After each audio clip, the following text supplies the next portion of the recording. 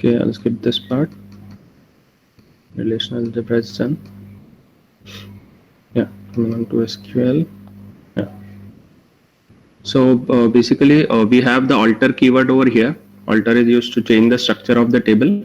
You can read it after this session maybe, because this thing is just for the theoretical part. While going for the interviews, they won't be asking for alter keyword. Okay, you should just know the basic use of it. So basically, alter may be used to affect the DDL, data definition language. So table structure, add a column, rename a column, maybe add a primary key, add a foreign key, which in overall affects the structure of the table. So alter keyword is used for that. Fine. You may read it afterwards. So first question, as seen on the screen, list Fn, Ln of all managers. You have a department and employee table, which has manager's employee ID in it. Anyone? A quick and a easy one.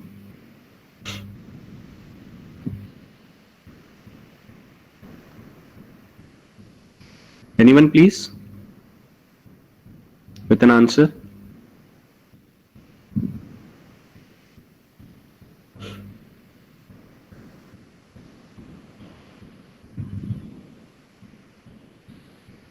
No one? Okay, then fine. So basically, what logic can we apply over here? We have a department table and we have an employee table. So in department table, for each department, we have the ID of that employee, which serves as the manager for that department. So what we will do, we'll join these two tables. We'll have one-to-one mapping of a particular tuple of employee and a particular tuple of department. So we'll check for employee ID 1. Does that employee ID 1 serves as manager for some department? Okay, this we will achieve by using joins. And if he or she serves, then we'll simply project out the name. Project matlab we'll simply select F name comma L name. Great. So here's the solution.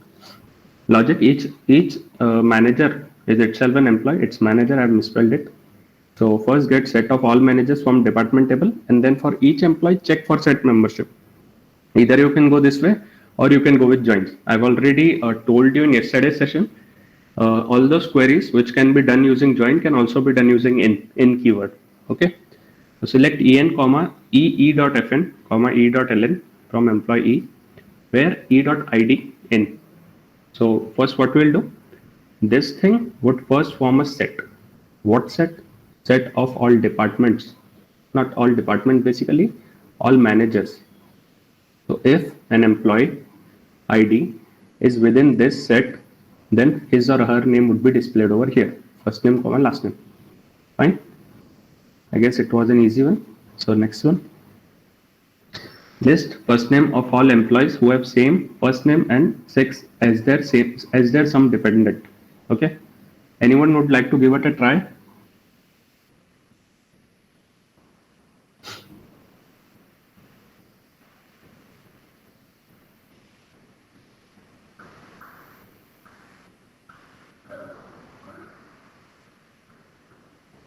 Anyone, please?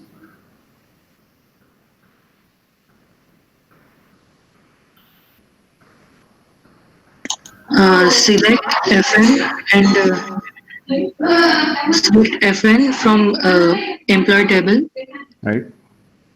where FN e.fn and e.6 in select d.fn and d.6 from dependent table, where e.fn is equal to d.fn.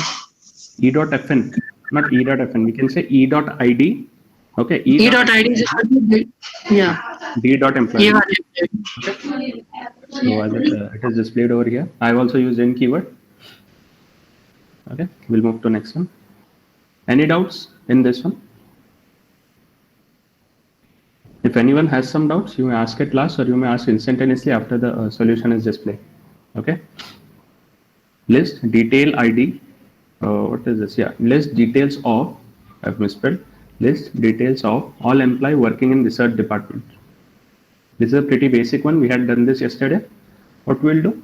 First, we'll join two tables. Okay. So on the basis of what we can say, employees ID and department ID, and then we'll check whether the department name is research or not. Okay. Pretty simple one. Select en comma e dot fn comma e dot id comma e dot address. All these are details required. You may add e dot contact number. You may add e dot email address. It's upon you. From employee E comma department D. So what this thing will do? This thing would basically take a cross product. Okay. Until and unless we have mentioned a condition, this thing would pretty simple. It would take a cross product. Then we have mentioned a condition where then mapping would be done now. Okay, out of that cross product, some filtering would be done on the basis of this condition. E dot did equals to d dot did. Okay, so E dot department ID equals to D dot department ID, where D dot department name equals to research. Okay, I guess no one should have any doubts in this one. We'll move on to next. Yeah, so list each employee name and his or her supervisor name, which himself or herself is an employee to. Okay, so each supervisor is first of all an employee. You may consider our college scenario where we can say that a particular person has to give an answer to his or her senior. Okay, so that senior may serve as supervisor for that particular candidate. Okay, so you can say that HODs can serve as a candidate to principal sir, and then staff teachers can serve as candidate to HOD sir, basically in this way. But then HOD sir is itself an employee too, and principal sir is himself an employee too for the college. Okay, so each employee may not have a supervisor. Now it is not necessary that each employee should have a supervisor. For example, consider the case of principal sir. He does not have a supervisor over himself. Okay, so anyone would like to try this one? We have done this question in the PDF. Okay, maybe in relational algebra. Anyone?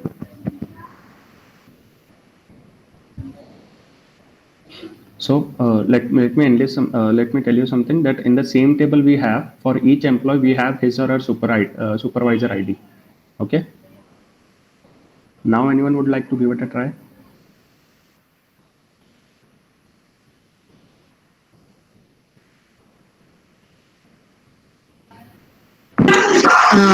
Maya, select E dot employee name, E dot employee name, S dot supervisor name. Okay. From EMP as E and EMP as S. And मत रखो बीच में, make it comma. ठीक है. So basically what Okay, comma. It would take a cross product There.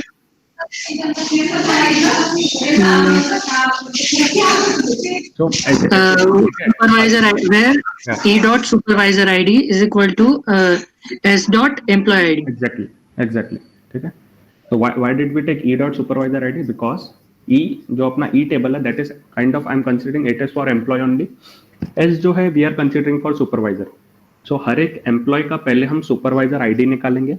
Then we will go for the exact copy of employee table which I have named as S. उसमें जाके मैं search करूंगा वो supervisor ID जो है, supervisor खुद भी एक एम्प्लॉय है, मैं वहां पे जाके सर्च करूंगा that particular ID belongs to which employee. वो सुपरवाइजर आईडी कौन से एम्प्लॉय को बिलोंग करती है. आई में से Bidwe sir has supervisor as English sir. For example Bidwe sir का ID is 1 and English sir का ID is 4. So in the E जो अपना टेबल है, the table which I have named as E, तो उसमें बिडवे सर का आईडी इज 1 एंड उनके बाजू में supervisor ID is 4 for English sir. Okay, तो व्हाट आई विल डू, पहले मैं 4 को फेच करूंगा, मैं बिडवे सर का टपल देखूंगा, उनका एम्प्लॉय आईडी 1 है और सुपरवाइजर आईडी 4 है. अब मैं 4 को जाकर फेच करूंगा in another copy of the same table जिसको मैंने नेम दिया है एस, जिसको मैंने आइडेंटिफायर दिया है एस. तो 4 के सामने मैं जाऊंगा 4th नंबर आईडी पे, उसमें मैं देखूंगा वहाँ पे नेम क्या है. So it would be English sir. तो ज्वाइन करने के बाद I will apply condition, employee के टपल का जो सुपरवाइजर आईडी है that should be equal to supervisor के टेबल का एम्प्लॉय आईडी. ओके, तो थोड़ा सा कंफ्यूजिंग है but try to understand it, धीरे धीरे समझ में आएगी चीजें. तो यहाँ पे मैंने क्या किया, select E dot F N as employee name, S dot F N as supervisor name from employee E. हाँ, सो बिग थिंग वॉज कि अभी हर एक एम्प्लॉय का कोई सुपरवाइजर नहीं होगा. So what we have to do, we have to put left outer join over here because principal sir के लिए नल आना चाहिए सुपरवाइजर. ओके, इसलिए have put left outer join. नहीं तो ऑल वाज ओके, अगर हर एक एम्प्लॉय का एक सुपरवाइजर होना कंपलसरी है then simple join would work. But then I have mentioned note each employee may not have a supervisor. Hence left outer join. Principal sir के आगे सुपरवाइजर की value नल आएगी. ठीक है, इसका मतलब क्या है, एम्प्लॉय टेबल के जितने भी एम्प्लॉयज हैं जिनके सुपरवाइजर हैं या नहीं है सारे डिस्प्ले होंगे. जिसका सुपरवाइजर नहीं है वहां पे नल आ जाएगा. ओके या कुछ भैया सपोज लेफ्ट आउटर ज्वाइन और जो भी लिख रहा है अपन ज्वाइन का, वो लिखने का कुछ ऐसा ये है क्या, कांस्टेंट है क्या कि कुछ कहाँ पे लिखना है वो? लाइक अभी एम्प्लॉय टेबल पे लगने वाला है मेरा लेफ्ट ज्वाइन, तो उसके बाद में मतलब जो भी अलाइजिंग होगा उसके बाद में लिखूंगा मैं, ऐसा कुछ है क्या? अलाइजिंग ये ऐसे तुम्हें पहले जो तुम्हें लेफ्ट आउटर जॉइन अगर तुम्हें लगाना है, so left outer join keyword के पहले वाला जो होगा that would be considered left table, और लेफ्ट आउटर जॉइन के जो बाद वाला टेबल होगा that would be considered as right table. Okay, so मतलब जिसके भी जिस टेबल के बाद में मैं लिखूंगा, फ्रॉम के बाद में जो टेबल आएगा उसके बाद में लिखूंगा, उस पे ज्वाइन लगेगा, मतलब उसके हिसाब से ज्वाइन लगेगा ऐसा. उसको लेफ्ट कंसीडर नहीं तो राइट कंसीडर करके. एग्जैक्टली. अगर यहाँ पे तुमने इनर जॉइन लिखा रहता तो inner join is simple as comma लगाना. ठीक है, या तो कॉमा लगा दो या तो इनर जॉइन लिख दो, बात एक ही है. But then with inner join you need to mention a condition. With natural join तुम्हें वहाँ पे लिखना पड़ेगा NATURAL natural space join, and then it would automatically detect कि ये दोनों टेबल में कौन सा एट्रीब्यूट का name and domain are same, and then accordingly it will join. तुम्हें वहाँ पे कंडीशन लगाने की नीड नहीं है. Okay, Cool. Yeah. Next question. Show all employees whose salary is lower than some employee whose last name ends with N. Show all employees whose salary is lower than some employee whose last name ends with N. So a kind of twisted query. Anyone please try. क्या लगता है logical approach से अगर मैं जाऊं तो पहले मैं वो सारे एम्प्लॉयज का एक सेट बना दूंगा जिनका लास्ट नेम एन से एंड करेगा. तो उसके लिए we studied a keyword yesterday, अगर किसी को याद होगा तो उसमें हम वाइल्ड कार्ड ऑपरेटर यूज करते हैं वो कीवर्ड के साथ. वाइल्ड कार्ड ऑपरेटर्स याद होगा तो मैं याद दिला देता हूँ. Percent and underscore. परसेंट मतलब कितने भी कैरेक्टर्स आने दो, अंडरस्कोर मतलब 1 by 1 character. Anyone please.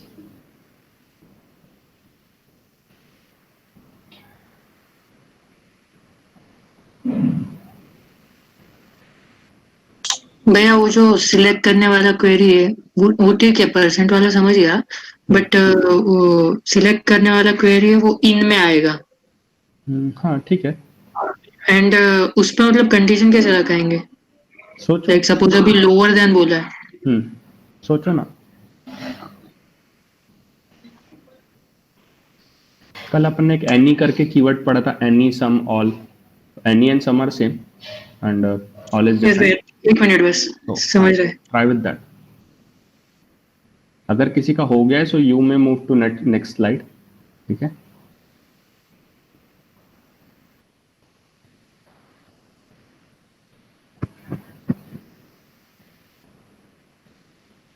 So we'll look at the answer. It's enough time now. What we can say, select en comma e dot fn comma, ये सब तुम देख लेना.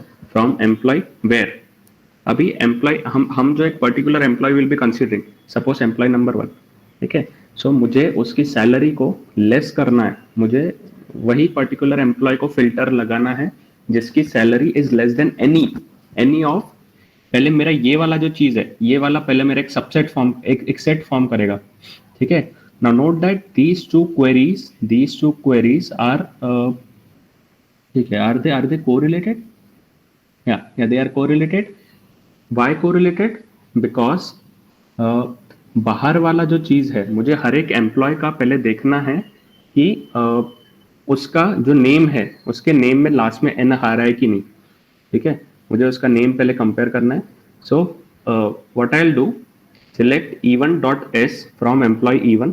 ठीक है.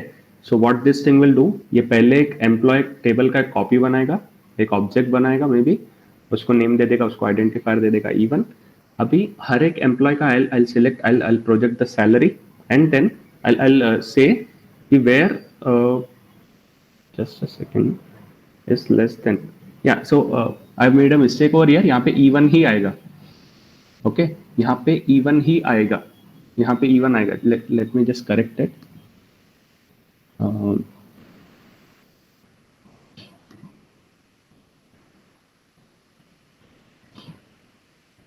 या तो यहाँ पे इवन ही आएगा. ओके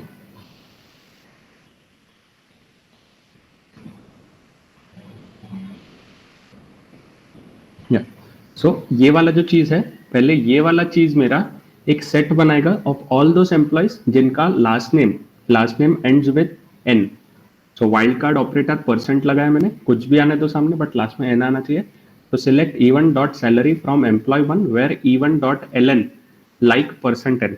तो ऑल दोस एम्प्लॉयज जिनका सरनेम एन से एंड होगा. फिर अगर अब मैं हर एक एम्प्लॉय फॉर लूप, इसको as a for loop consider करो. I'll iterate over this whole employee table जिसको मैंने एलाइज दी थी वेयर मैंने. हाँ, सो फ्रॉम एम्प्लॉय ई आएगा. ठीक है, एम्प्लॉय के बाद space E then where. So employee नाम का एक I made a copy of that table. I identified using E मैंने उसको आइडेंटिफाई किया. सो अगर उसका सैलरी कोई भी एक एम्प्लॉय के सैलरी से जो यहाँ से जो सेट मिलेगा सैलरीज का मुझे, अगर ये वाले पर्टिकुलर एम्प्लॉय का salary is less than any of the element of this set, then I have to display this employee. Okay, any doubts in this one? नहीं समझ गया. Next one. So maximum salary employee. Anyone would like to give it a try? काफी easy है.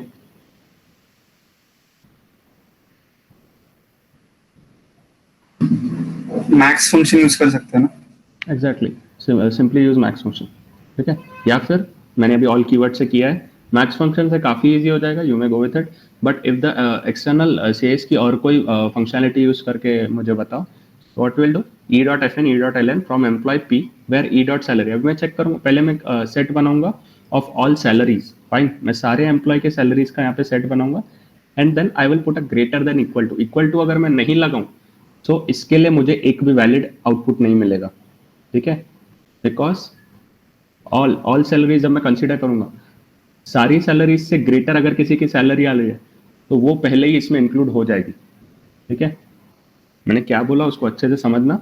सो greater than equal to मैंने क्यों लगाया, because मुझे at least एक तो एम्प्लॉय चाहिए है जिसकी सैलरी सबसे बड़ी हो और खुद के इक्वल हो. ओके, इसीलिए आप पुट इक्वल टू ओवर किया. या मैक्स से भी जा सकते हो. मैक्स से क्या हो जाएगा, कैसे हो जाएगा मैक्स से? द गाय दैट जिसने अभी अनम्यूट करके बोला था, कैन यू प्लीज से कि मैक्स से कैसे होगा? Yes, select max salary from employ. नहीं, सो उसका नेम कैसे मिलेगा मुझे, उसके डिटेल्स कैसे मिलेंगे? सिर्फ मैक्स सैलरी आएगा. अच्छा, ओके, मुझे लगा सिर्फ सैलरी चाहिए. ठीक है, what I tell the solution. Select EN. भैया वो मैक्स का बताओ क्या. हाँ बोल. Select E.name where E.salary is equal to max of salary basically. ठीक है, तो जो भी तुम्हें एट्रीब्यूट सिलेक्ट करने हो इनको यहाँ पे डाल दो. E.FN E.LN etcetera from employ may be, या दिस इज ये एम्प्लॉय ई है. ठीक है, सॉरी मैं थोड़ा स्पेलिंग्स में और थोड़ा आइडेंटिफायर में थोड़ी गड़बड़ करता हूँ, बट देन समझ लेना ये चीज़ यहाँ पे ई है. ठीक है, पी नहीं है. So from E where E.salary E.S is equals to max of maybe salary. Okay, max of salary. Next one, list employee ID who haven't worked on any project, at least one and all projects.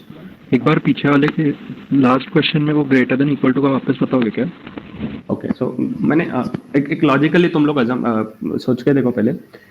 Suppose in a table I have 5 values 1 2 3 4 5.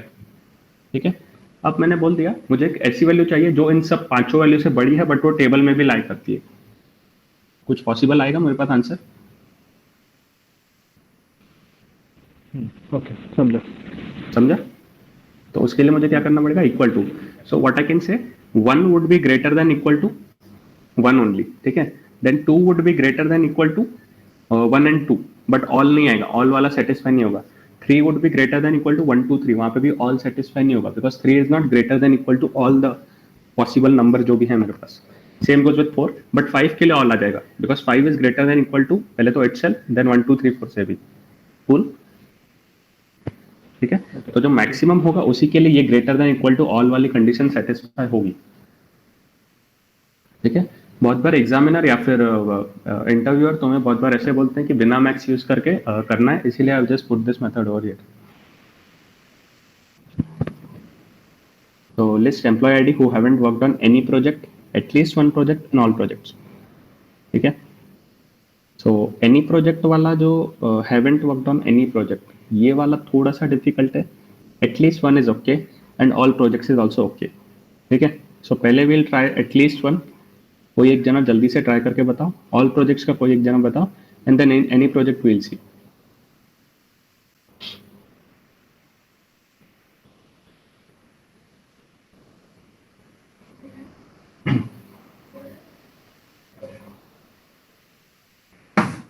At least one के लिए any use कर सकते हैं? क्या any? हाँ, any use कर लो। अगर एक के लिए भी अगर ट्रू आ गया, एक भी प्रोजेक्ट के लिए, ठीक है, तो बेसिकली वो वाला मेरा जो टपल है एम्प्लॉय का डिटेल्स वो डिस्प्ले हो जाएंगे। ऑल के लिए तुम लोग ऑल कीवर्ड यूज कर सकते हो।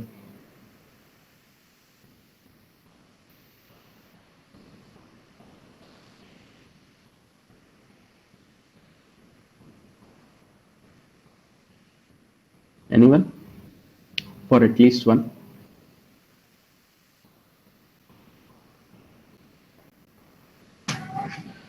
ट्राई कर सकते हो, select employee ID from employee in, फिर और एक क्वेरी आएगी उसके अंदर सिलेक्ट प्रोजेक्ट्स फ्रॉम प्रोजेक्ट में भी जो टेबल होगा वो। सो बेसिकली तुम लिंकिंग कैसे कर रहे हो दो टेबल का? What you are saying, project ID तुम्हारा एम्प्लॉय टेबल में प्रेजेंट है या फिर क्या? हाँ वैसे ही कुछ है ना। So select employee e.fn e.ln comma e.ln from employee e where e.id in, बोल सकते हो वेयर e.id in, नहीं वेयर नहीं वेयर p.id in में भी सॉरी e.project id in, फिर वो पर्टिकुलर एम्प्लॉयज के जितने भी प्रोजेक्ट्स हैं वो सारे उसका सेट बना लो मे बी। ठीक है, वैसा कर सकते हैं। या फिर और हम क्या बोल सकते हैं, लेट्स सी द सॉल्यूशन हो रही है। हाँ, सो यहाँ पे आई हैव डन विद ये जो है it is for any project, इसको थोड़ा बाद में देखते हैं। This is for at least one. So select, यहाँ पे मैंने एग्जिस्ट कीवर्ड यूज किया है। एग्जिस्ट ये वाला चीज कब ट्रू होगा, जब यहाँ पे एटलीस्ट एक टपल आएगा। कल ये अपन ने पढ़ा था, जब ये इनर वाली क्वेरी से जब एटलीस्ट एक टपल आएगा तभी एग्जिस्ट कीवर्ड ट्रू होगा। ओके, तो सिलेक्ट, पहले ये वाला सॉल्व करते हैं। Select w.project_id from works on w। सो यहाँ पे अगर तुम्हें याद होगा, जहाँ पे many is to many का रिलेशनशिप बनता है, so employee and project have many is to many relationship. One employee can work on many projects and one project can have many employees. So basically I have made a new table for it. Works on, जैसे अपन ने Amazon में customer और streaming content का अपन ने ये देखा था, customer and content का हमने टेबल देखा था। सो उसके लिए जो भी स्ट्रीमिंग वाला टेबल आएगा वो अलग से बनेगा। ओके, तो in works on table we have primary key as तुम्हारा एम्प्लॉय का आईडी एंड प्रोजेक्ट आईडी। ठीक है, ये as a primary key serve करेगा। Then extra attribute you can have number of hours work, shift कौन से shift में काम किया है, then may be what you can say what resources he और she has consume for that particular project, ये extra attributes हैं। But then primary key would be employee ID and project ID. Okay, तो select w.project_id from works on w where w.eid equals to e.eid। अब ये e क्या है, ये हमने बार use किया। तो बेसिकली हम क्या करेंगे, यहाँ पे को रिलेटेड क्वेरी हम यूज कर रहे हैं। सो एक एक एम्प्लॉय मैंने लिया, ठीक है, एक एक एम्प्लॉय मैंने लिया। सपोज एम्प्लॉय नंबर 1 जिसका आईडी 1 है, फिर मैं अंदर गया, मैंने पूरा वर्क्स ऑन टेबल को सर्च मारा। ठीक है, जहां पर भी वो पर्टिकुलर एम्प्लॉय का जो आईडी है, अगर वो मैच हो रहा है वर्क्स ऑन के टेबल में कोई एम्प्लॉय के आईडी से, एक पर्टिकुलर एम्प्लॉय का आईडी अगर मैच हो रहा है वर्क्स ऑन वाले टेबल के एम्प्लॉय आईडी एट्रीब्यूट से, सो वो पर्टिकुलर चीजें मुझे यहाँ पर स्टोर करके रखनी है।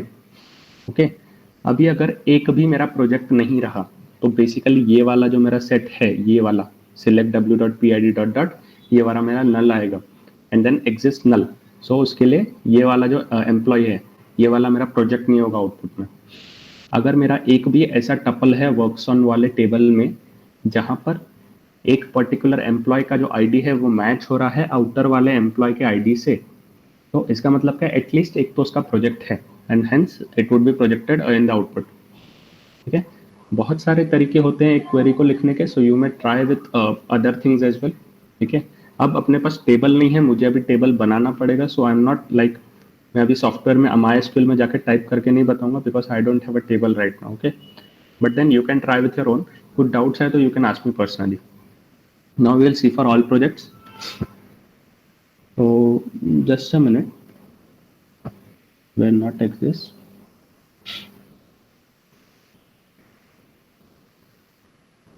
Okay. So ऊपर वाला पहले एक बार देखते हैं. I guess this is for any project worked on, haven't worked on any project. Okay. ठीक है, haven't worked on any project का एक बार देखते हैं. So select e.eid from employee where not exist. अभी not exist का मतलब क्या है? ई नॉट एग्जिस्ट कब ट्रू होगा? जब यहाँ पर नल आएगा. ओके, जब ये वाली मेरी क्वेरी मुझे नल देगी, तो सेम इसी वाली क्वेरी को यहाँ पे कॉपी कर लो. ठीक है, अगर मेरा ये वाले इनर वाले क्वेरी से अगर मेरा नल आया, मतलब एक भी प्रोजेक्ट ऐसा नहीं है जो इस पर्टिकुलर एम्प्लॉय ने नहीं किया हो. सो यहाँ पे अगर मैं नॉट एग्जिस्ट लगाता हूँ, सो नॉट एग्जिस्ट मेरा कब ट्रू होगा? जब यहाँ पे मेरा नल आ जाएगा या यहाँ पे मेरा एक भी टपल नहीं आएगा. इसका मतलब क्या है? There does not exist any project जो ये पर्टिकुलर एम्प्लॉय ने किया हो. ठीक है, इन दोनों में किसी में डाउट है? So this one is for any project, this one is for at least one. We haven't done, अब तक हमने ऑल प्रोजेक्ट्स का नहीं किया. ठीक है, सो ऑल प्रोजेक्ट का देखते हैं. Quite tricky one. पढ़ के देखो, खुद से पहले समझ के देखो. I will explain afterwards. I will give you a minute. ठीक है, एक बार पढ़ के देखो. I will explain afterwards.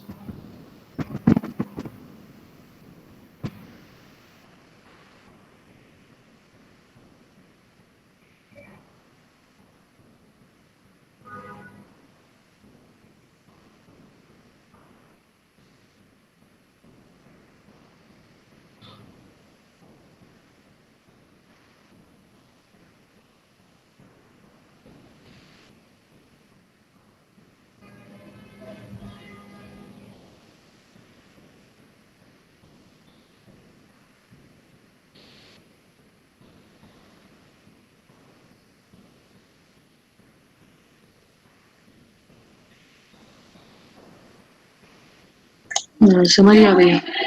समझ गए?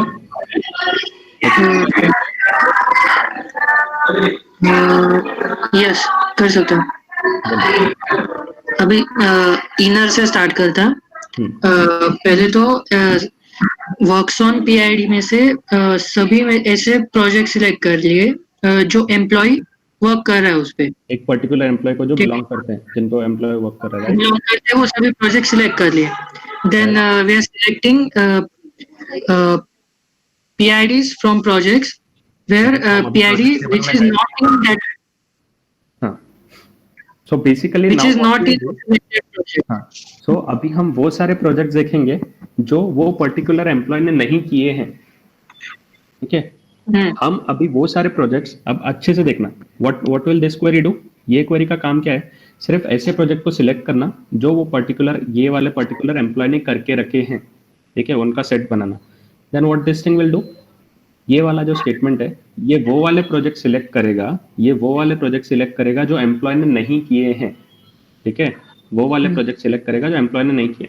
नाउ सपोज एक ऐसा एम्प्लॉय है जिसने सारे प्रोजेक्ट किए, तो उसके लिए ये वाला जो स्टेटमेंट है, ये वाला स्टेटमेंट, तो इस वाले स्टेटमेंट का जो सेट आएगा वो नल आएगा, बेसिकली एम्प्टी सेट आएगा. सो इसका मतलब क्या है? हमें उस एम्प्लॉय का नाम दिखाना, बिकॉज उसने सारे प्रोजेक्ट किए. अब कंसिडर आई हैव 10 प्रोजेक्ट्स. किसी एम्प्लॉय ने अभी 5 प्रोजेक्ट किए, तो 5 प्रोजेक्ट इसमें आ जाएंगे पहले. देन इसमें जो है, इसमें वो रिमेनिंग 5 आ जाएंगे जो बाकी के उसने नहीं किए. सो नॉट एग्जिस्ट वहां पे ट्रू नहीं होगा, सो उस एम्प्लॉय का नाम डिस्प्ले नहीं होगा. Any doubts? समझ गया भैया. Okay.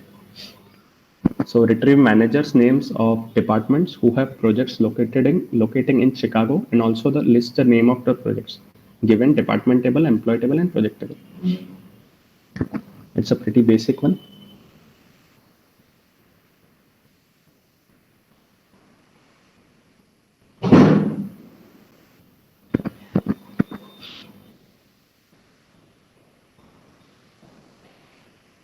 Give me a second, मेरा थोड़ा लैग हो रहा है, I switch off the camera.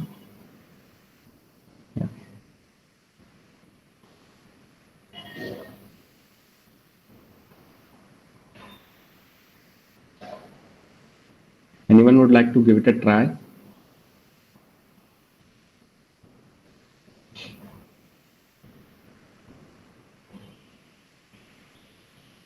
The answer is already displayed. Select fn comma ln comma department name comma project name from, हाँ यहाँ पे from कीवर्ड इंक्लूड करना मैं भूल गया हूँ, सो from p name के आगे from लगा देना, from project p comma department d comma employee where project का location p lock equals to Chicago and project का department id, वो पर्टिकुलर प्रोजेक्ट जो डिपार्टमेंट को बिलोंग करता है वो equals to D dot department ID. Basically यहाँ पे मैंने ज्वाइन किया है, सो ज्वाइन ये जो होगा ये पहले पूरा क्रॉस प्रोडक्ट निकालेगा, then to filter out particular tuples जो वैलिड टपल्स हैं उनको फिल्टर आउट करने के लिए I put P dot department ID equals to D dot department ID and D dot manager ID equals to E dot employee ID. Okay, so department के अंदर है manager ID, department ID, maybe department name बोल दो, ठीक है, ये तीनों है। प्रोजेक्ट के अंदर आई हैव वो पर्टिकुलर प्रोजेक्ट कौन से डिपार्टमेंट को बिलोंग कर रहा है उसका आईडी, प्रोजेक्ट का नेम में भी, ठीक है, ये होगा। एंड देन एम्प्लॉय के अंदर I have employee name, employee first name, employee last name, employee ID and his or her department ID, ठीक है। सो डिपार्टमेंट का एक मैनेजर होगा, उसको आई मैप विद एम्प्लॉय की आईडी के साथ इन एम्प्लॉय टेबल, ओके।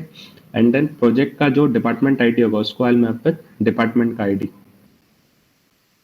ठीक है। और finally P lock P location equals to Chicago. So यहाँ पे हमने 3 टेबल्स को ज्वाइन किया, थोड़ा कंफ्यूज हो सकता है बट देन कंफ्यूजन तभी सॉल्व होगा when you will practice a lot, ठीक है। सो अगर हम 3 टेबल्स का ज्वाइन करते हैं, so basically logically speaking I have to write 2 conditions were there, ठीक है। सो एक कॉमन टेबल जो रहेगा वो डिपार्टमेंट टेबल रहेगा, उसके साथ I will put condition for project table and I will put condition for employee table. So एक कॉमन जो ज्वाइन करेगा एम्प्लॉय और प्रोजेक्ट को, that would be done by my department. So kind of department can act as a mediator between employee and project table. Okay. Any doubts?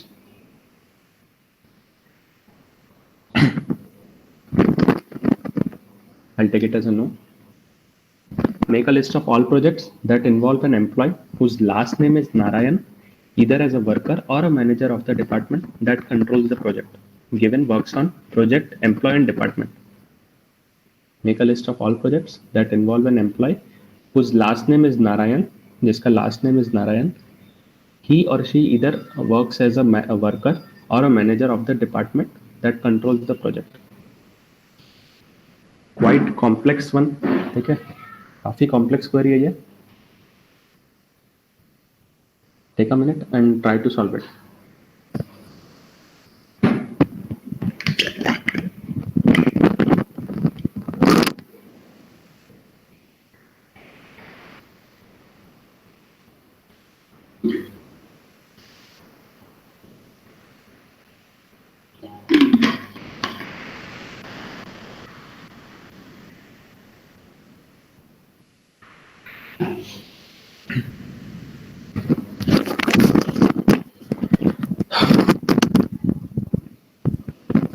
So anyone?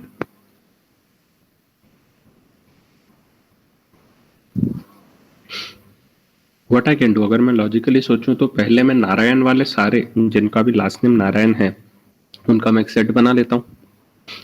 अगर इस तरीके से गए तो फिर आगे क्या करेंगे? देन जस्ट चेक करेंगे कि वो प्रोजेक्ट आईडी उसका लाई कर रहा है कि नहीं उसमें। हाँ, बट ये वर्कर और मैनेजर क्या है? और अ मैनेजर, इधर एज अ वर्कर और अ मैनेजर। मतलब उस प्रोजेक्ट का जो मैनेजर एंड वर्क्स ऑन में होगा ना वो। हाँ, वर्क्स ऑन में तो होगा, नो डाउट, ठीक है। बट देन मैनेजर के लिए we'll also have to employ the department table, because तुम्हारे डिपार्टमेंट टेबल से ही तुम्हें एक पर्टिकुलर मैनेजर मिलेगा, राइट? Yes yes. सो क्या कर सकते हो तुम लोग? वर्कर का एक अलग से क्वेरी लिखो, ठीक है, मैनेजर का एक अलग से क्वेरी लिखो, दोनों में यूनियन डाल दो, कर सकते हैं। या select p dot p name, ठीक है, project dot project name from project P, comma employee, comma department D, where E dot last name equals to Narayan and D dot ये पहले मैंने मैनेजर के लिए लिखा है, department dot manager I D equals to E dot employee I D. So यहाँ से वही सारे प्रोजेक्ट सिलेक्ट होंगे, ठीक है, वही सारे प्रोजेक्ट सिलेक्ट होंगे जिसमें जो एम्प्लॉय है ही और she is serving as a manager. ठीक है, मैंने जैसे भी बोल दिया, suppose a person A is a manager, ठीक है, एक पर्टिकुलर डिपार्टमेंट का, और उस डिपार्टमेंट का एक प्रोजेक्ट भी है. सो मुझे सिर्फ वही वाला प्रोजेक्ट डिस्प्ले करना है जहाँ पे manager is a part of that project. ठीक है, तो वो particular project I don't want to display जहाँ पे मैनेजर वो particular manager is not a part of project of that department. Okay, so यहाँ से वही वाले प्रोजेक्ट में डिस्प्ले करूंगा जहाँ पे manager would be a part of that project. D dot manager I D equals to E dot employee I D and project का जो डिपार्टमेंट आई डी है would be equal to D dot department I D. ठीक है, so basically what I can say, मैंने पहले project table लिया और फिर मैंने डिपार्टमेंट टेबल लिया. सिर्फ इस चीज की मदद से मैंने उस डिपार्टमेंट के सारे प्रोजेक्ट्स लिस्ट आउट कर दिए. अगर मैं सिर्फ इस चीज को देखूं तो, ठीक है, I have listed out all the projects that are done by this particular department. Then इस चीज की मदद से what I do कि जितने भी मेरे पास उस डिपार्टमेंट के प्रोजेक्ट्स आए, पहले मैं देखूंगा कि उस डिपार्टमेंट का जो मैनेजर है उसने उन सारे प्रोजेक्ट्स में से कौन से प्रोजेक्ट में काम किया है. That I would filter by this one. तो बेसिकली अगर मैं बोलता हूँ यहाँ पे मेरे 10 टपल्स आते हैं, but then manager of ENTC department has only work for 2 out of 10 projects, so वो 2 मेरे यहाँ से फिल्टर हो जाएंगे. ओके, एंड देन उसमें से भी सिर्फ या हाँ, सो बेसिकली ये वाला चीज क्या करेगा, ये वाला सिर्फ वही वाले मैनेजर्स को सिलेक्ट करेगा जिनके लास्ट नेम में नारायण आ रहा है. ठीक है, तो क्या बोल सकते हैं, पहले सारे मैनेजर सिलेक्ट कर रहे हो जिनके लास्ट नेम में नारायण आ रहा है, देन बोलो कि वो पर्टिकुलर डिपार्टमेंट के कौन से प्रोजेक्ट्स हैं, एंड देन बोल दो कि वो पर्टिकुलर मैनेजर का आईडी जिसका लास्ट नेम नारायण है वो इक्वल टू है E dot employee I D के. Okay, and then union. अभी हम जाएंगे वर्कर पे. Select P dot P name from project P employee works on W, where. एक चीज बहुत इंपॉर्टेंट है नोटिस करना, ऊपर हमने सिर्फ डिपार्टमेंट यूज किया है बिकॉज हमारे पास मैनेजर की चीज आ गई, नीचे बिकॉज वर्कर की चीज है इसीलिए we'll use works on. Okay, this difference is quite important to understand. ठीक है, where W dot E I D, ठीक है, वर्क्स ऑन में एक चीज को एक टपल पे मैं इटरेट करूंगा. मैं देखूंगा अगर एक पर्टिकुलर एम्प्लॉय का आईडी मैच हो रहा है वर्क्स ऑन के टेबल में एम्प्लॉय के आईडी में, ठीक है, वो मैपिंग में इससे इंट्रोड्यूस करूंगा. एंड वो पर्टिकुलर वर्क्स ऑन वाला जो टेबल है तो उसका जो प्रोजेक्ट आईडी है, हर एक का प्रोजेक्ट आईडी वो प्रोजेक्ट के प्रोजेक्ट आईडी में भी होना चाहिए. So basically this thing would have a mapping for my works on वाला टेबल एंड प्रोजेक्ट वाला टेबल, एंड एम्प्लॉय का last name should be Narayan. So basically ये तीनों टेबल को मैं ज्वाइन करूंगा on basis of these 2 conditions. ठीक है, और ये जो है मेरा ये एक्स्ट्रा कंडीशन है which was as required by my this one. So बोल सकते हैं कि ये वाला जो क्वेश्चन था it was simply a join का क्वेश्चन था. ठीक है, जहाँ पे ऊपर मैंने 3 टेबल्स को ज्वाइन किया, नीचे मैंने 3 टेबल्स को ज्वाइन किया, एंड ये वाली जो कंडीशन है ये बस मेरी एक एक्स्ट्रा कंडीशन है, ये वाली condition. And then I have used union. भैया, Okay. why do we have to use union? Like, I think it's a very basic question, but isn't manager also an employee? So if we find out all the employees that are working on a project, won't the manager also be included? या you can से बोल सकते हैं, but then मुझे क्योंकि union use करना था इसीलिए आप just use union. You can do it that way too. Actually union use करने की जरूरत नहीं है ना, मतलब एक्चुअली देखा तो बस क्वेरी किया तो भी चल जाएगा शायद. हाँ, सो इसका जब मैंने like when I solve this question तो मैंने देखा था बहुत सारे सॉल्यूशन थे, बट देन मुझे क्योंकि लगा कि मुझे यूनियन वाला क्वेश्चन लेना है, यूनियन और सेट ऑपरेशंस के थोड़े कम ही क्वेश्चन होते हैं, इसीलिए for that sake I put this thing over here, और कुछ भी नहीं. Okay okay. At last, each manager is himself or herself an employee too. Okay. Next one. Write a query in SQL to list the departments where at least 2 employees are working. थोड़ा सा शायद mathematics का knowledge लगेगा यहाँ पे.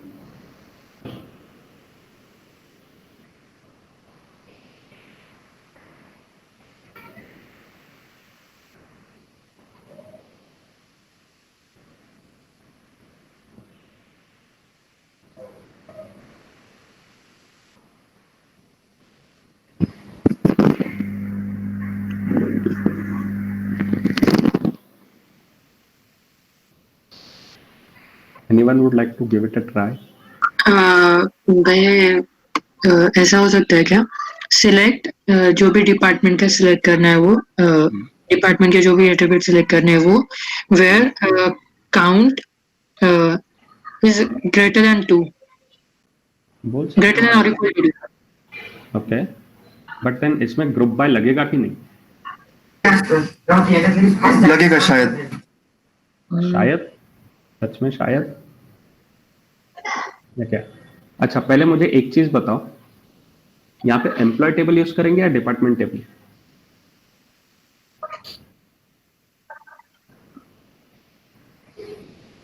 Come on guys, it's really simple question. हमें employees count करने हैं जो एक पर्टिकुलर डिपार्टमेंट के लिए काम कर रहे हैं। Obviously we will use the employee table. Table use करेंगे। डिपार्टमेंट ये पर्टिकुलर एम्प्लॉय इस डिपार्टमेंट में काम कर रहा है, because in department table I have nothing as a kind of a foreign key for employee table, but in employee table I have department ID as foreign key for department table. Cool. So we will be using employee table over here. पहले हम group by करेंगे using department IDs, ठीक है? Department ID से पहले हम group by करेंगे and then using having keyword we will say having count star greater than 2। या d.did, count star. So basically I have to also display, यहाँ बोला नहीं गया है बट तुम कर सकते हो, तुम्हें वो भी डिस्प्ले करने हैं कितने एम्प्लॉयज काम कर रहे हैं। Count star from employee group by department ID having count star greater than equal to 2। Okay, so कल मैंने एक चीज बताई थी, जो चीज मैं यहाँ पे यूज करूंगा, the thing that I will be using over here, सिर्फ वही वाली चीजें I can display in the result. अगर किसी ने सोचा हो इसका रीजन, मैंने कल बताया भी था, अगर किसी को नहीं भी समझाओ so meet me after the session today virtually. I mean any confusion in this one? It was very simple query based on group by and having, दोनों को कंबाइन करके। Same, find name of employee who have worked for at least 2 projects.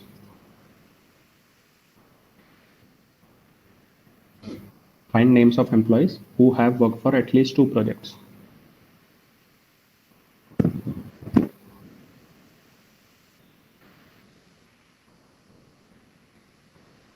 Anyone?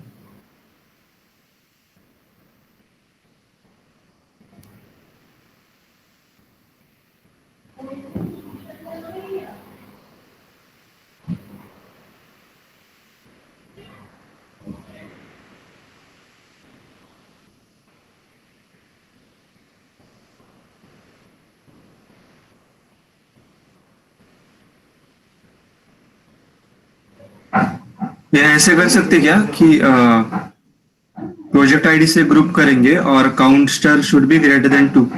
Project ID से group करेंगे। I have to find the name of employees which have work for at least 2 projects. अगर मैंने project ID से group कर दिया, ठीक है, तो ये चीज बोल रहे हो कि प्रोजेक्ट आईडी से अगर मैं ग्रुप कर रहा हूँ, so you are trying to say कि बहुत सारे प्रोजेक्ट्स की सेम आईडी हो सकती है। नहीं, not same ID, what you are trying to say, मैं सारे एम्प्लॉयज को जो उस पर्टिकुलर प्रोजेक्ट के लिए काम करेंगे मैं उन सबको एक में पैक कर दूंगा। But this is this what I want, और I will group by using employee ID. हाँ, थोड़ा अलग बोल दिया। हाँ, बराबर है। हाँ, किससे ग्रुप करेंगे? क्योंकि एक पर्टिकुलर एम्प्लॉय ने अगर 5 प्रोजेक्ट्स किए, ठीक है, सो मुझे उस एम्प्लॉय को एक पर्टिकुलर पैकेट में पैक करना है and I have to check कि उसका जो काउंट स्टार है वो ग्रेटर देन 2 है, greater than equal to 2 maybe. कैसे करेंगे?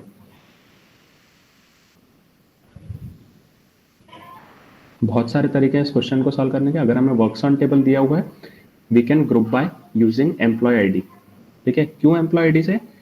बिकॉज इट्स प्रीटी सिंपल, मुझे सिर्फ वही वाले एम्प्लॉयज को पकड़ना है जिनका प्रोजेक्ट का count is greater than 2।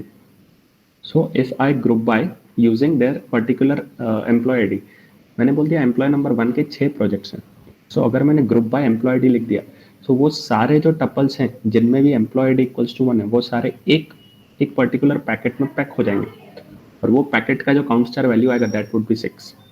Basically या सो वो वाला जो पर्टिकुलर पैकेट है would it qualify for this condition at least two projects? Yes. अगर उसका count star greater than equals to 2 नहीं है सो क्वालिफाई नहीं होगा, hence it won't be displayed. दूसरा तरीका मैंने यहाँ पे शायद दूसरा तरीका यूज किया होगा, नहीं शायद वही है। So select E dot E I D from employee E works on W, वही वाला किया। वेयर पहले तो मैं इन दोनों टेबल्स को ज्वाइन करूंगा, ठीक है। Where W dot E I D, यहाँ पे आई हैव टू ऑल्सो, यहाँ पे मुझे E dot F N comma L N डालना था, ठीक है। बेसिकली मैं ज्वाइन क्यों करता हूँ? बिकॉज मेरा एम्प्लॉय जो मेरा प्रोजेक्ट जो मेरा वर्क्स ऑन टेबल है उसमें सिर्फ मेरा एम्प्लॉय आईडी है, but then I have to also display the names. Hence मैं ज्वाइन करूंगा एंड देन यहाँ पे मैं E dot F N comma E dot L N लिखूंगा, ओके। अगर मुझे सिर्फ उनकी आईडीज फाइंड करनी रहती थी तो मैं ये ज्वाइन नहीं लगाता था। इसमें किसी को डाउट है? ठीक है, बिकॉज मुझे उनके नेम्स भी चाहिए and names are not present in works on table, लेकिन names are present in employee table, but then employee and works on table are can be join using employee ID.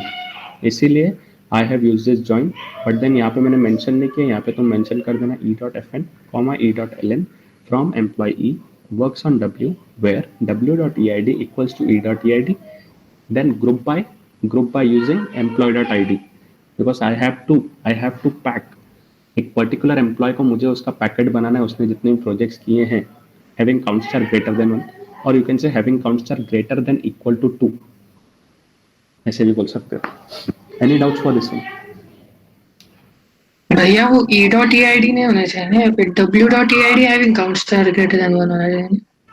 W dot EID, yeah, having count star greater than 1। yeah, W dot EID.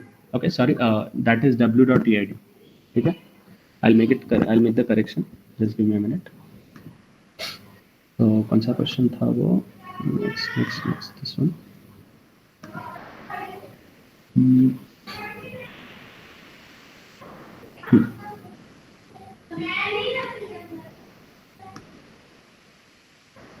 मतलब फर्क नहीं पड़ेगा तुम अगर यहाँ पे W dot E I D या E dot E I D बोलोगे, फर्क क्यों नहीं पड़ेगा? एनीवन? बिकॉज ऑलरेडी हम यहाँ पे उनका मैपिंग कर रहे हैं, we are already shown equal to or here. अगर वो इक्वल टू होंगे तो ये क्वेरी के आगे जाएंगे, है ना?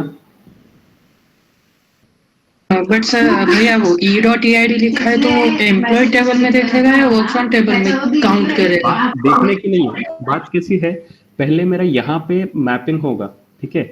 सो एक पर्टिकुलर एम्प्लॉय में यहाँ से लूंगा, सपोज एम्प्लॉय नंबर 1 लिया, देन मैं गया अपने वर्क्स ऑन टेबल के पास, ठीक है।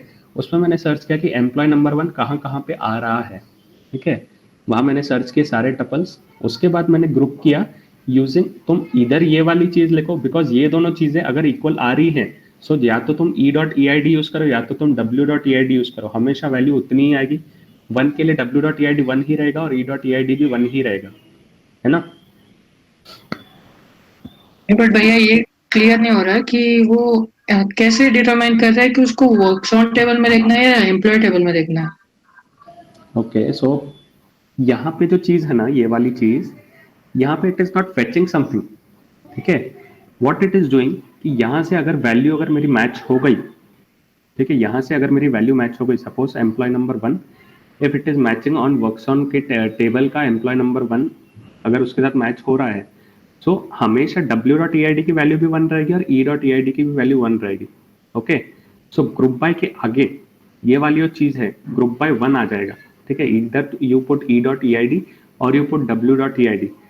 तो ये जो है ये कंडीशन नहीं है, बेसिकली यहाँ पे जस्ट एक वैल्यू से रिप्लेस हो जाएगा। कौन सी वैल्यू से रिप्लेस हो जाएगा? इधर replace it by this value, because finally ये दोनों वैल्यूज जो है वो सेम ही है, ठीक है। पहले मेरे टपल्स कौन से फिल्टर आउट होंगे? वही वाले टपल्स फिल्टर होंगे जो पहले ये वाली कंडीशन को फॉलो करेंगे, आगे मेरा जाके ग्रुप होगा, ठीक है। सो व्हाट यू कैन से, पहले मेरा एक फिल्टरिंग प्रोसेस बना दो जिसमें मैं क्या करूंगा, एक पर्टिकुलर एम्प्लॉय के सारे प्रोजेक्ट को जो है मैं फिल्टर आउट कर लूंगा, then I will group by using that employee ID, particular employee ID से मैं उनको ग्रुप करूंगा। सो पहले मैंने एक ऐसा फिल्टर लगा लिया जिससे मेरे पास 1 1 1 1 1 और उसके क्या बोलते हैं, मे बी या, सो व्हाट वी कैन से कि 1 वाले टपल्स आ गए सारे मेरे पास यूजिंग दिस थिंग, ठीक है। देन 2 वाले टपल्स आ गए और फिर मैंने उन सबको ग्रुप कर दिया यूजिंग दैट। पूरे 1 को मैंने एक में ग्रुप कर दिया, 2 को मैंने एक में ग्रुप कर दिया और बोल दिया having counts are greater than 1। So यहाँ तक अगर तुम पहले देखो यहाँ तक, तो 1 2 पहले ये सारे टपल्स मेरे पास बाहर आ जाएंगे, ठीक है।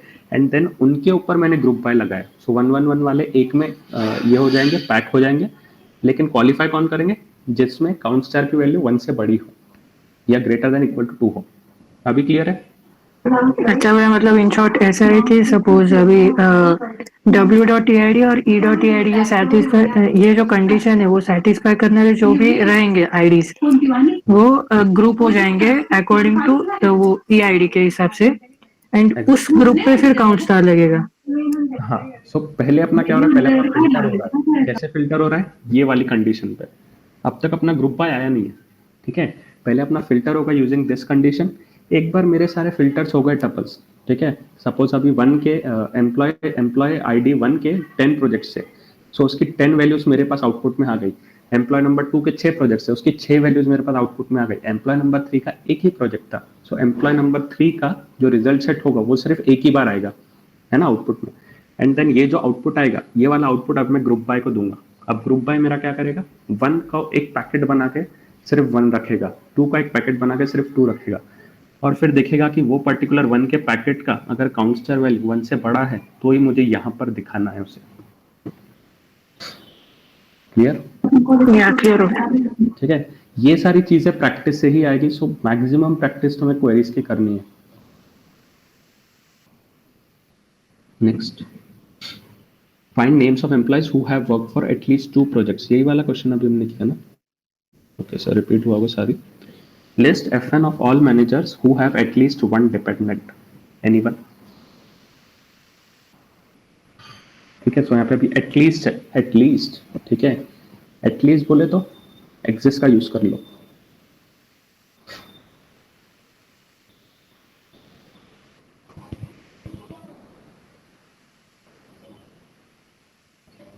सो एग्जिस्ट वाली कंडीशन को ट्रू करने के लिए मुझे इंटरनल सब क्वेरी, इनर सब क्वेरी से मुझे एक तो एटलीस्ट एक आउटपुट आना चाहिए।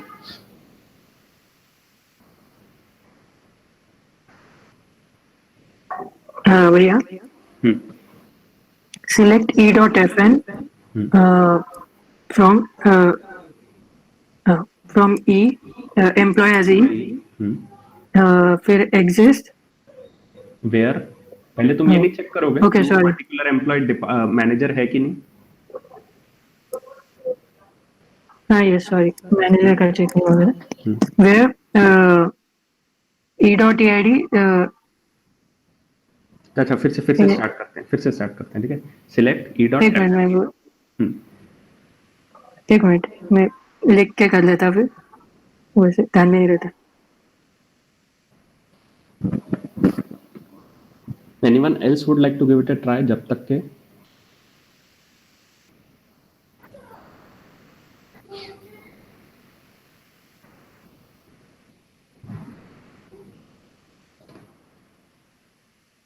So first of all, logic, an employee must be a manager to at least 1 department, and some employee should have and same employee should have some dependents.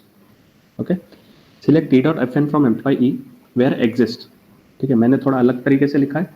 You can also put it select e.fn from employee E, department D where क्या बोल सकते हो तुम, D dot manager ID equals to E dot employee ID and where exist, ऐसे भी लिख सकते हो। ठीक है, मैंने यहाँ पे दूसरा तरीके से किया, वेयर एग्जिस्ट पहले तो select star from dependent D where E dot I D equals to. So हर एक एम्प्लॉय का पहले तुम अभी डिपेंडेंट निकालोगे यूजिंग दिस वन।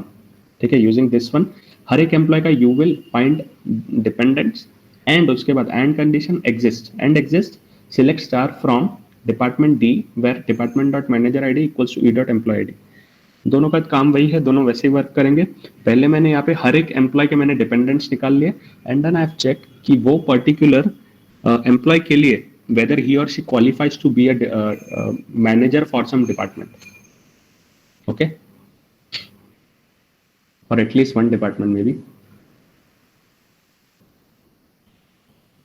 तो अगर एक पर्टिकुलर एम्प्लॉय ई कोई भी डिपार्टमेंट का मैनेजर नहीं है, सो यहाँ पर नल आ जाएगा, और बिकॉज यहाँ पर नल आ गया तो ये वाली कंडीशन फॉल्स हो जाएगी, और एंड के बाद फॉल्स आ गया मतलब ये पूरा फॉल्स हो जाएगा, सो ये वाला exist finally will turn out to be false.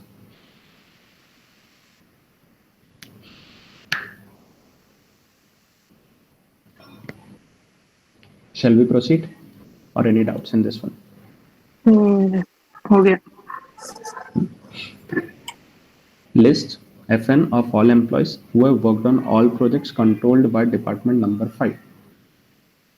Hint, try figuring out how you can say all project sets, all project का जो set है controlled by department number 5 are contained within all projects employees, all within all projects that employee has been a part of.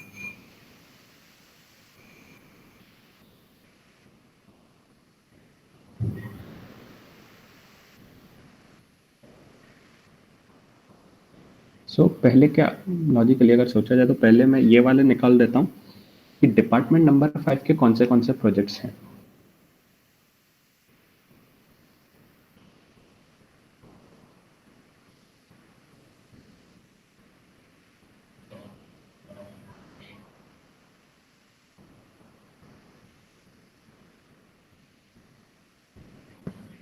Anyone, किसी ने try किया या कर रहे हो कोई ट्राई? भैया 1 minute.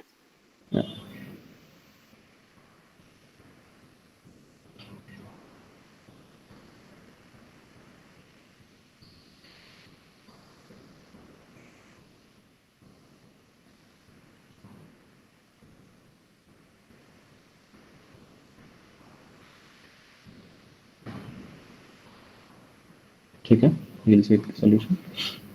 All projects controlled by department number 5, all project employee has been a part of it. If this is null, then it means employee has been a part of all projects by department number 5. समझा कुछ?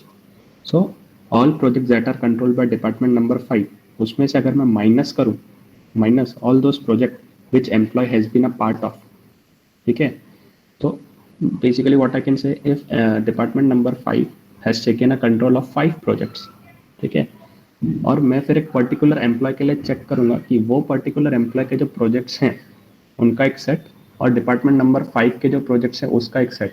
अगर मैं 5 वाले department से मतलब department number 5 के सारे projects जो उनका जो सेट है उसमें से अगर मैं माइनस करूं एम्प्लॉय के प्रोजेक्ट्स, ठीक है, अगर ये वैल्यू मेरी नल आती है, अगर ये वाली वैल्यू मेरी नल आती है, इसका मतलब क्या है, डिपार्टमेंट नंबर 5 के जो प्रोजेक्ट्स हैं all these are common to the projects done with employ.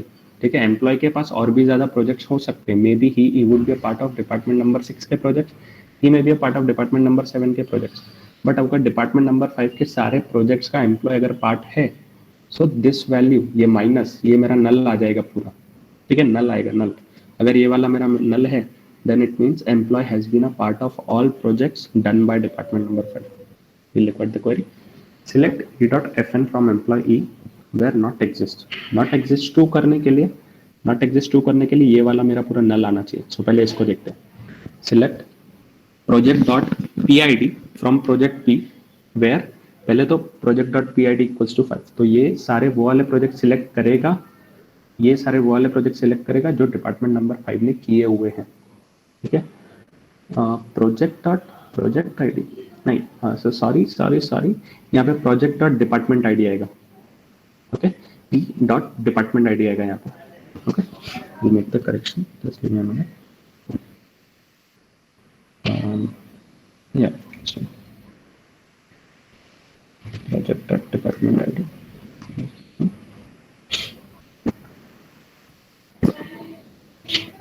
सो पहले ये वाली जो स्टेटमेंट है, ये वाला मेरे पूरे वाले प्रोजेक्ट सिलेक्ट करेगा जो डिपार्टमेंट नंबर 5 ने किए हैं. Then I minus it, except क्या करता है मेरा, माइनस सेट डिफरेंस उस पर्टिकुलर ये पर्टिकुलर एम्प्लॉय ने कौन से प्रोजेक्ट किए. तो select project number from project P where P dot employee ID P dot project ID equals to E dot employee ID. E dot project ID, अरे यार बहुत सारी गलती है. I can make it e dot project ID, yeah. Sorry, yeah.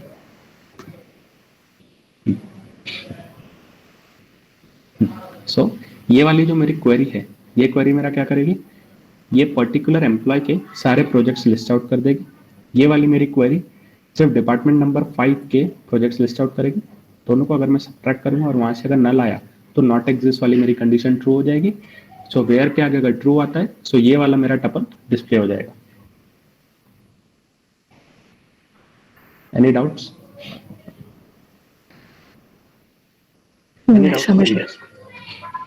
समझ गया। ठीक है, अभी क्वेरी को देखते वक्त, क्वेश्चन देखते वक्त बहुत ज्यादा काइंड ऑफ ऐसे लगता होगा कैसे सॉल्व होगा, लेकिन सॉल्यूशन देखते वक्त बहुत इजी लगता है। ठीक है, सो वही चीज है, जब तक प्रैक्टिस नहीं करोगे समझ में नहीं आएगी चीजें, खुद से क्वेरी नहीं लिखने आएगी। तो कीप प्रैक्टिसिंग। ठीक है, for each employee display number of employees working in the department. कैसे कर सकते हैं?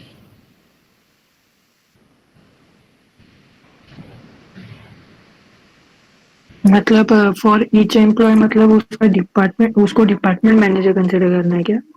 नहीं, हर एक एम्प्लॉय नंबर 1 के डिपार्टमेंट में कितने एम्प्लॉयज काम कर रहे हैं, एम्प्लॉय नंबर 2 के डिपार्टमेंट में। अब हो सकता है एम्प्लॉय नंबर 1 और 2 का डिपार्टमेंट सेम हो।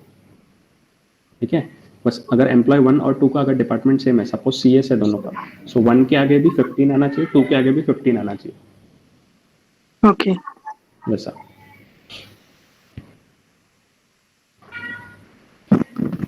अच्छा, क्या क्या कीवर्ड यूज होंगे? Any guesses?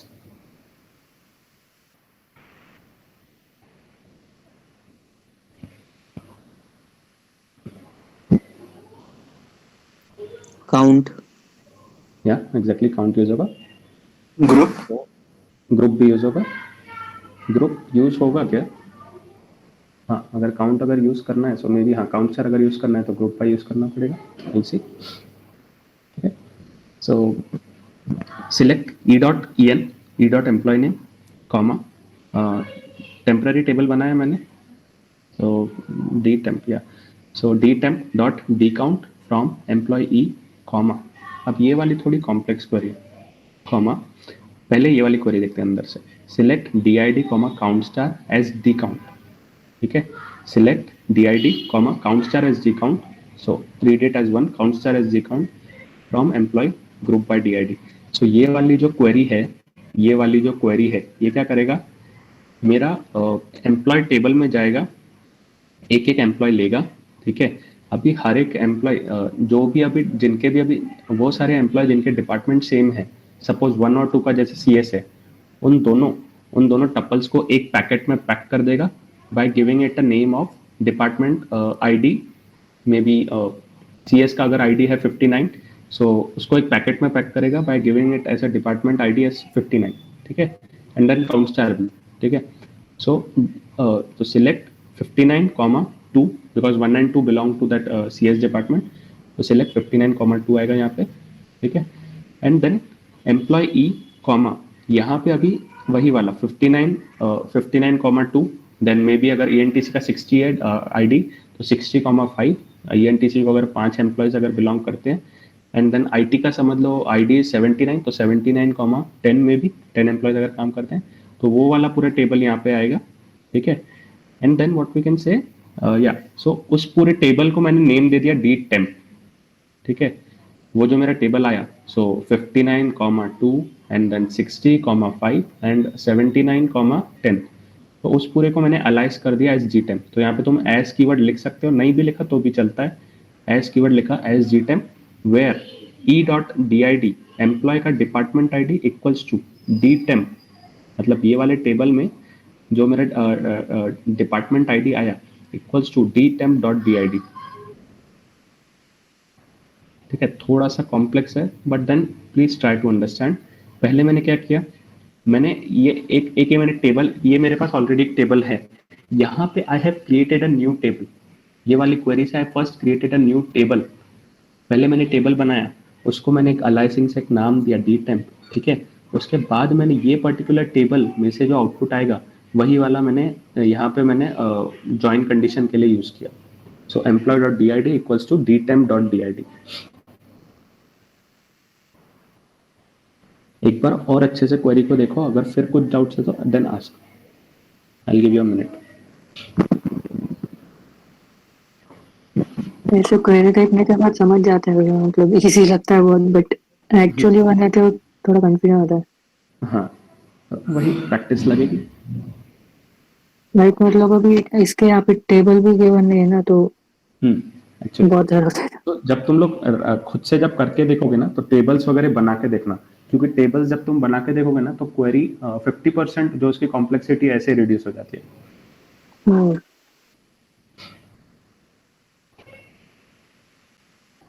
ठीक है, सो इट इज अंडरस्टूड। आगे बढ़ते हैं। और एक मेथड है। सो हमने विद कीवर्ड कल यूज किया था, विच आई टोल्ड यू कि इतना इंपॉर्टेंट नहीं होता है विद कीवर्ड। तो विद का काम क्या रहता है? बेसिकली एक स्टोर्ड एक फंक्शन बना देना।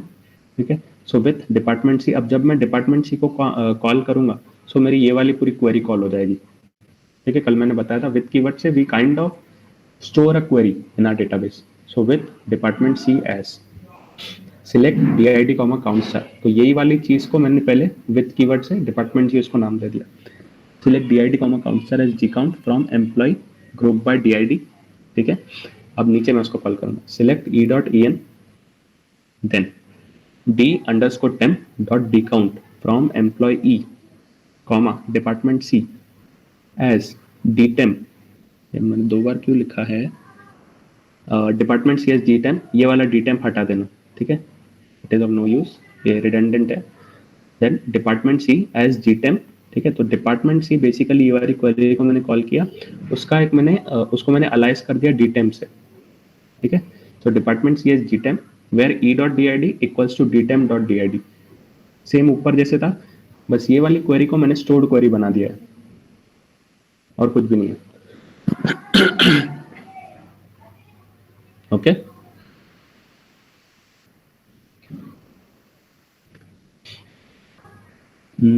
या सो यहाँ पे अभी एक क्वेश्चन है।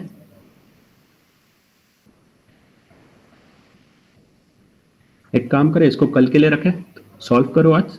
ठीक है, कुछ डाउट्स हैं तो कल डाउट सेशन में इसको सॉल्व करेंगे, दैट इज 5:30।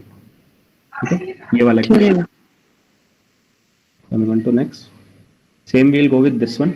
ये सारे शायद गेट के क्वेश्चन है, या ये सारे गेट के क्वेश्चन है। ठीक है, ये वाला भी क्वेश्चन। हाँ, अभी delete duplicate tuples from table, ये कल किसी ने पूछा था मुझसे। सो किसी को ट्राई करना है?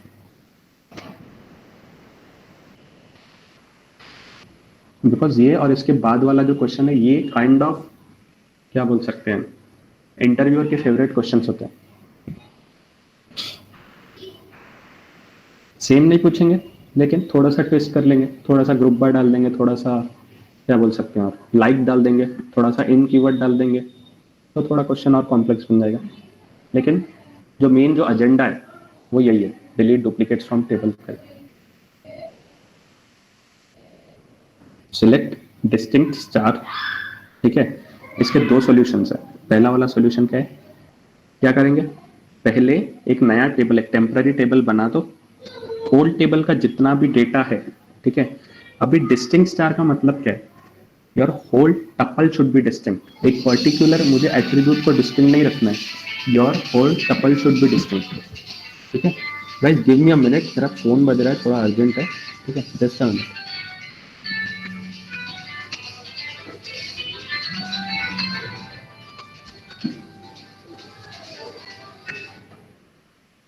हेलो हाँ मम्मी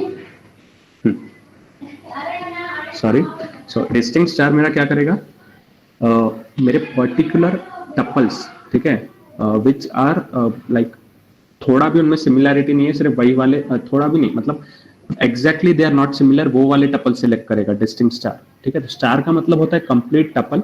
सो डिस्टिंक्ट स्टार मतलब इफ अ टपल इज क्या बोल सकते हैं कि if a tuple is not 100% duplicate with another tuple, so वही वाले टपल से सिलेक्ट करेगा। सो वो वाले सारे जो यूनिक टपल्स हैं, उनको मैं एक न्यू टेबल में I kind of shift it. ठीक है, सो इनटू कीवर्ड से होता है। इनटू कीवर्ड तुम एक बार गूगल कर लेना क्या होता है।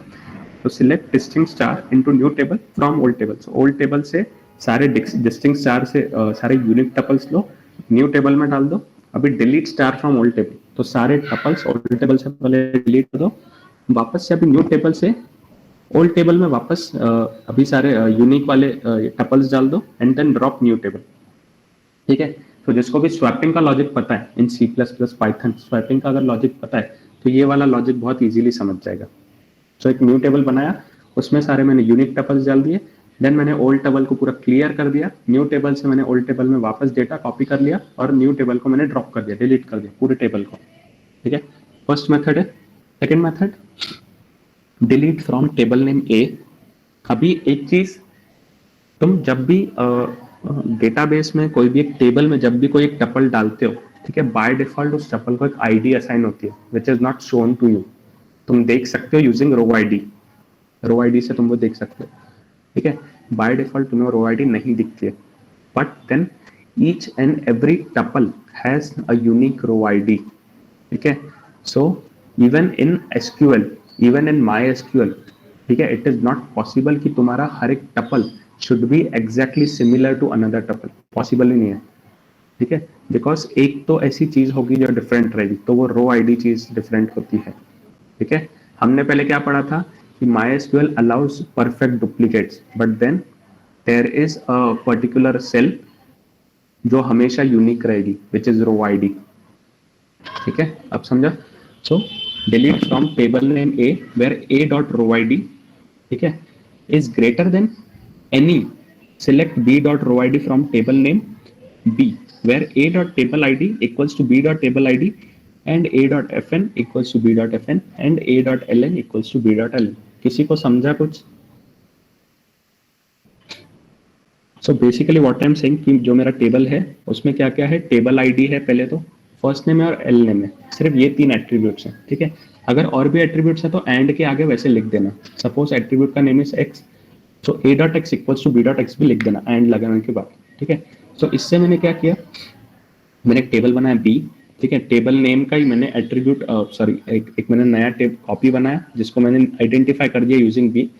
तो select B dot row I D from table name, so एक एक रो लिया, उसका आईडी मैंने सिलेक्ट किया from table name B where, अब मैंने यहाँ से एक टपल लिया एंड देन B वाले टेबल में जाके मैंने चेक किया, ठीक है, एग्जैक्टली सिमिलर टपल्स। ठीक है, सो यहाँ से मैंने सपोज एक टपल लिया 1 जय और चावला। ठीक है, सो अब मैंने सेम एक टेबल बनाया, कॉपी बनाया सेम टेबल का, सो 1 जय चावला में सर्च करूंगा वो वाले टेबल में जाके। अगर मुझे समझो 3 ऐसे टपल्स मिलते हैं जहाँ पे 1 जय चावला है, ठीक है, तीन टपल्स मिलते हैं, सो यहाँ पे जो है, यहाँ पे मेरा यहाँ पे वो तीनों टपल्स आ जाएंगे। ठीक है, अब तीनों टपल्स की रो आईडी तो डिफरेंट रहेगी हमेशा।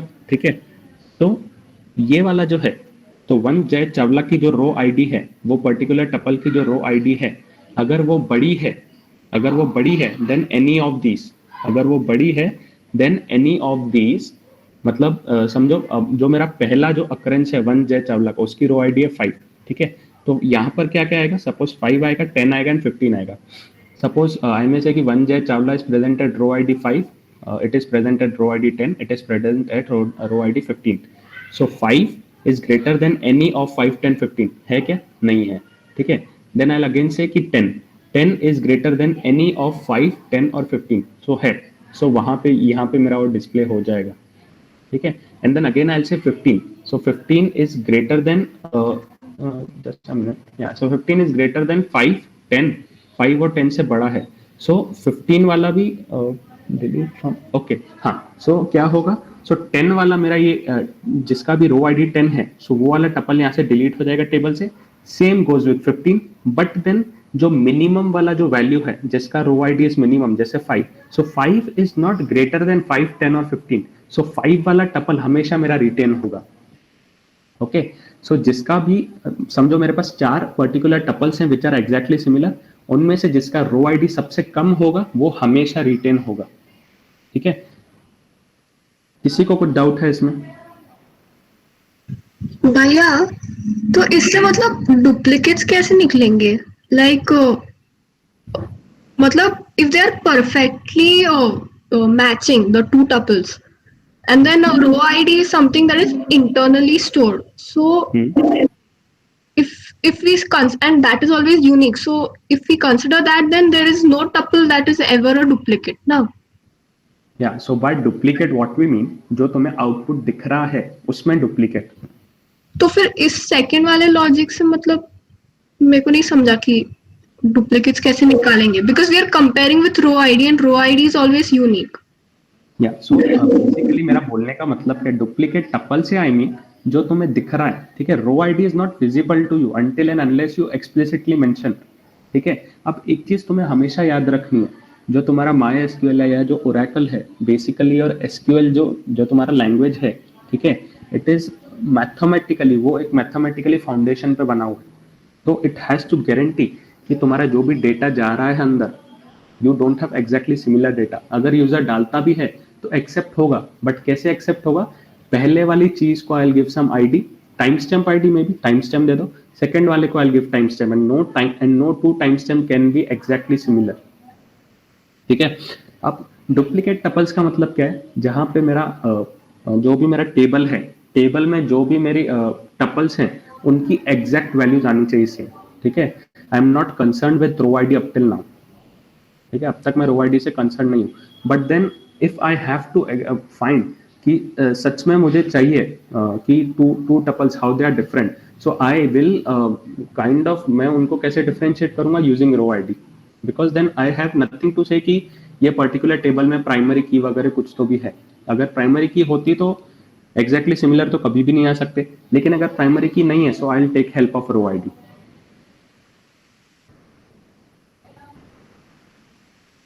बट अच्छा, ठीक है, ऐसी कुछ कुछ चीजें रहती हैं which you have to assume. ठीक है, मुझे भी पता है, थोड़ा सा अटपटा लग रहा है बोलने में कि डुप्लीकेट तो एग्जैक्टली डुप्लीकेट कभी हो ही नहीं सकता. But then just try to look at the table. तुम जब सिर्फ टेबल को देखते हो तो टेबल में जितना तुम्हें दिख रहा है उसमें से डुप्लीकेट्स आई एम टॉकिंग. लेकिन जब तुम्हें वो डुप्लीकेट्स को आइडेंटिफाई करना है then you will go to row ID three. ठीक है, अगर तुम्हारे पास प्राइमरी की है तो तुम्हें रो आईडी पे जाने की जरूरत ही नहीं है. ओके. हाँ, भैया रो आईडी 0 से चालू होता है या 1 से? एक बार वो देख लेना, मैंने भी आज तक देखा नहीं है फ्रैंकली स्पीकिंग. ओके. ठीक है, तो डिटेक्ट सेकंड हाईएस्ट सैलरी, काफी सारे लोगों ने सॉल्व करके रखा होगा इसे. कोई एक बता दो चलो.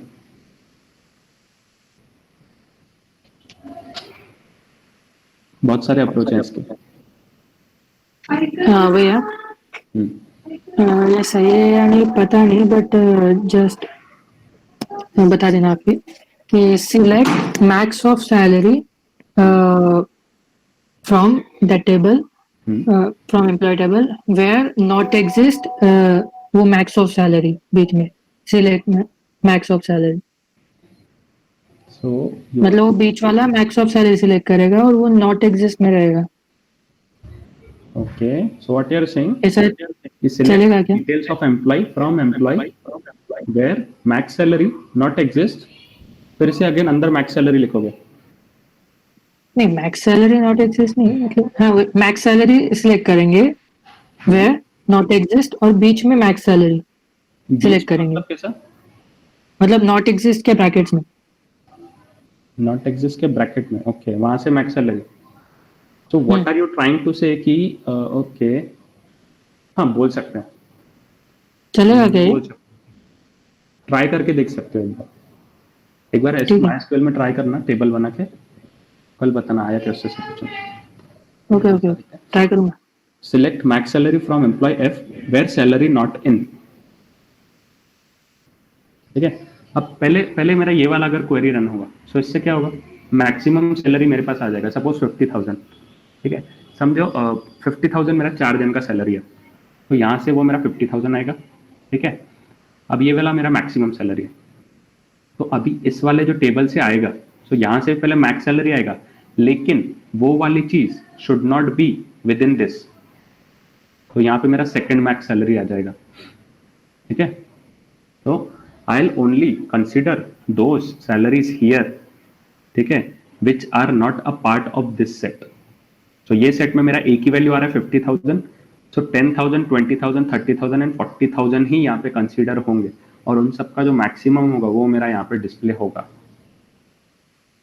Cool? अभी सपोज मैंने बोल दिया थर्ड मैक्स सैलरी, तो क्या करोगे, इसके बाहर और एक लगा दोगे, यहाँ पे ब्रैकेट लगा दो, बाहर लिख दो select max salary from employee G where salary not in, उसके आगे ब्रैकेट में बड़े से ऐसे ब्रैकेट लगा लो और लिख लो third max salary, fourth max salary लगाते जाओ, फिफ्थ मैक्स सैलरी लगाते जाओ। इससे अच्छा और एक अप्रोच देखते हैं अभी।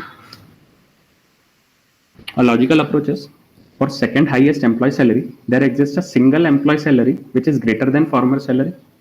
समझा?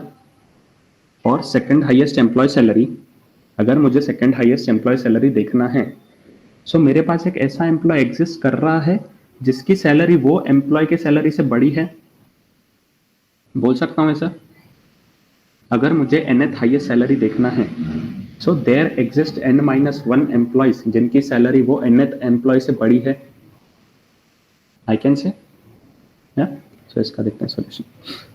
Select employee ID comma salary from employee A where 1 is equal to, so ये वाली पहले क्वेरी देखो, ठीक है।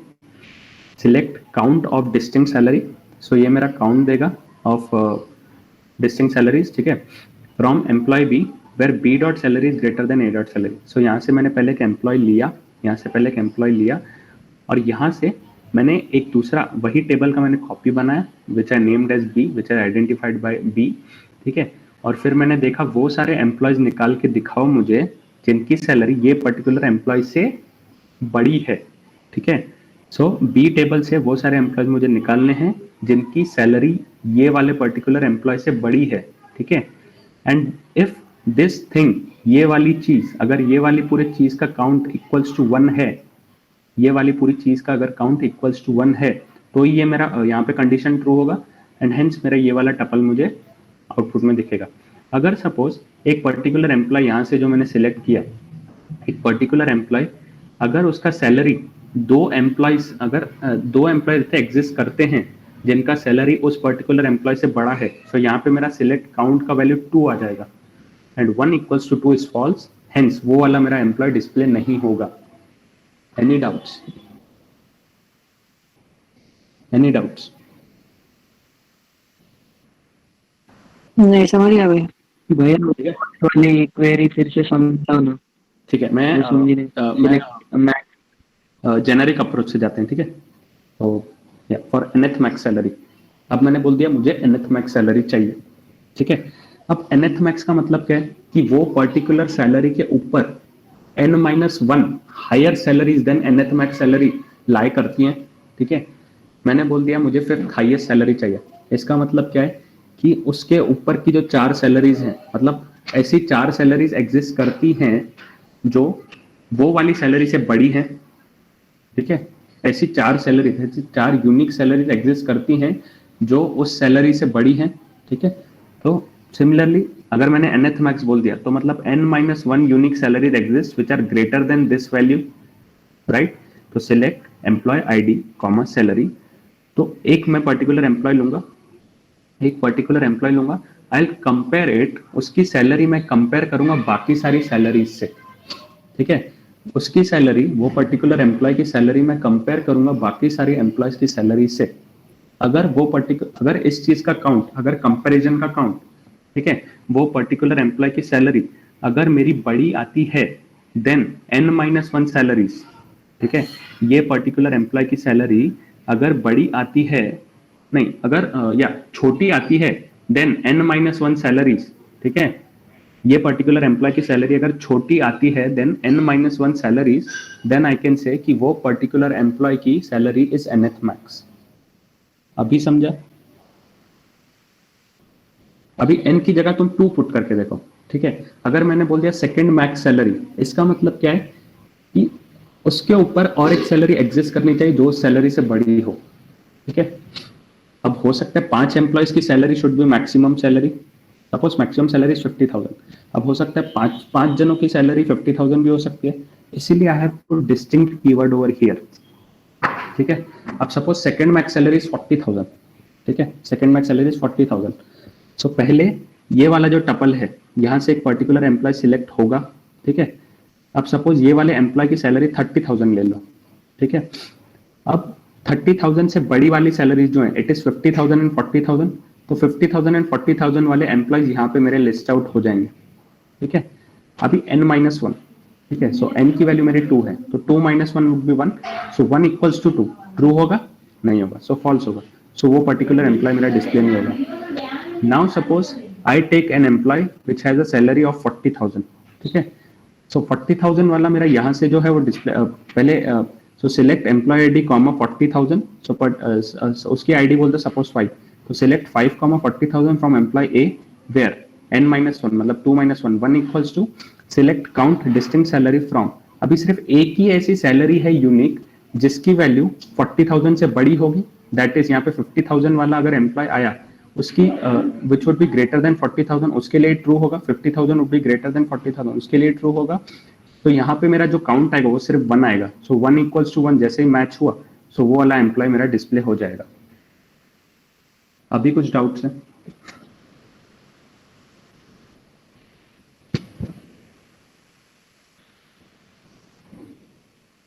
आई वुड सजेस्ट जिसको भी अभी डाउट है ना, एक बार टेबल बना के देखो, ठीक है, उसमें सैलरीज लेके देखो, 2-3 जनों की 50,000 लो, 3-4 जनों की 40,000 लो, और कुछ XYZ जनों की 30,000, 20,000 एंड 10,000 लेके देखो, ठीक है। उसके बाद एक क्वेरी एक बार लगा के देखो, समझ जाएगा।